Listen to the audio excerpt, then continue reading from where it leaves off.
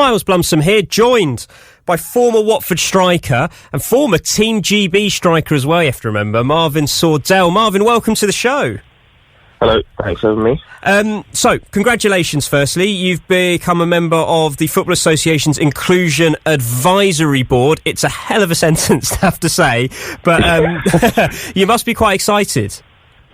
Yeah, thanks firstly. I think for me it's a great opportunity to be able to voice my opinion and obviously be a part of hopefully being able to change the game for a lot of people and make it a more inclusive environment, because I think that is something we've kind of gone away from, I think, in the last few years in particular. So hopefully helping to steer the ship back in the right direction. Yeah, so just for people who won't know, just quickly give us a little bit of a rundown of what the FA's Inclusion Advisory Board is and what it does. So it's a board it's an advisory board, because in the name, made up of different individuals in different spaces who come together to create, I guess, ideas and solutions to help us move forward at all levels of football, from grassroots up to international level, and we feed into the main board at the Football Association, and I guess it goes from there, to be honest.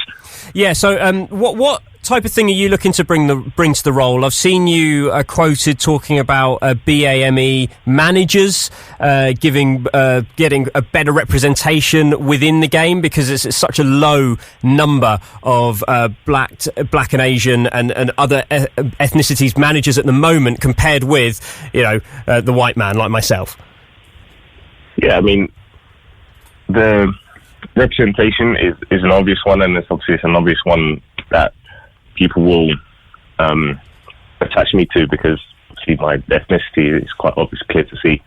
But I think my overall thing for the game of football and how I'd like to have an impact is not just in that sector. I think it's just making football a level playing field for everyone. So people don't feel like they can't enjoy a game of football because they're going to be treated differently, or they're going to be put to one side in a certain sense. I think that stands in all aspects. I think we don't want people to turn up to a game of football, whether they're playing or watching, and feel like they're different.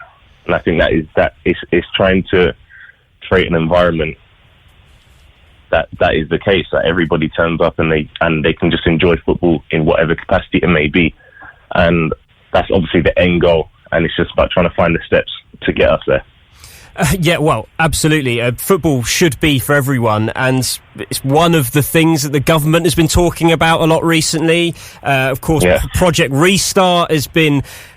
So it's one of the hashtags that is trending on Twitter seemingly every day, because there'll be clubs who don't want to do it because of relegation. There'll be clubs that do want to do it because they want to get the season finished. There's people that want to see football come back, talking about how it will boost the nation's mental health and boost morale. But the most important thing is player safety. You've had players like Danny Rose coming out and saying that he doesn't care about nation's morale. He wasn't saying... I don't think that...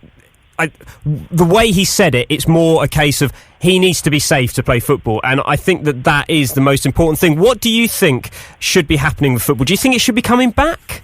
I think the amount of hoops that people are trying to jump through, the amount of laws and rules they're trying to change, pretty much say everything that needs to be said. It's very much being forced purely because of the financial aspect. If the financial aspect didn't exist, then we wouldn't see football come back right now. I think everybody knows that.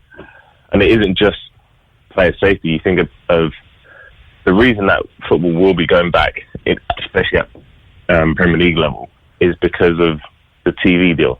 And so I don't know if it's every single game, but a large percentage of games will be televised, which means you're going to have a lot more people at the game than just the players. And when you look at a football game, you look at players, the staff, and often people in this particular instance are saying, these players are earning hundreds of thousands a week or whatever it may be, so they should just get on with it.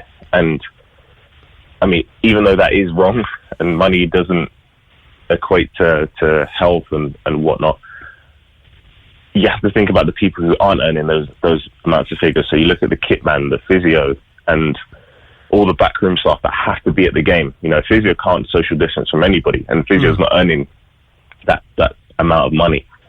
So it's.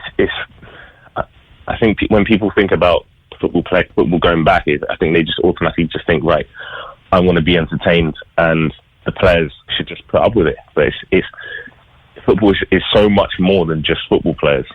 You know, there are going to be so many people who can't social distance at their work, and if the government is advising people to social distance, and then at the same time they're pushing people to go back to a working environment that isn't possible to social distance, then you know it's a bit of a strange situation, and it's obviously clearly driven by money. I really hate the argument that players earn so much money so they should have to do this. It's so null and void, because they earn a lot of money because of the demand for the Premier League, demand for football. That's why it is. It's the TV deals, because the TV deals are profitable for these TV companies, but they don't earn that much money to put themselves and their family and the people that they know at risk. That's not why they earn this money. They earn this money to entertain you on a football field. It's ridiculous. Yeah, I mean, nobody earns money to put their safety and put their health on the line. Nobody would sign up for something like that. No, absolutely. It wasn't. And it's not. And the thing is, it's not just their own personal health.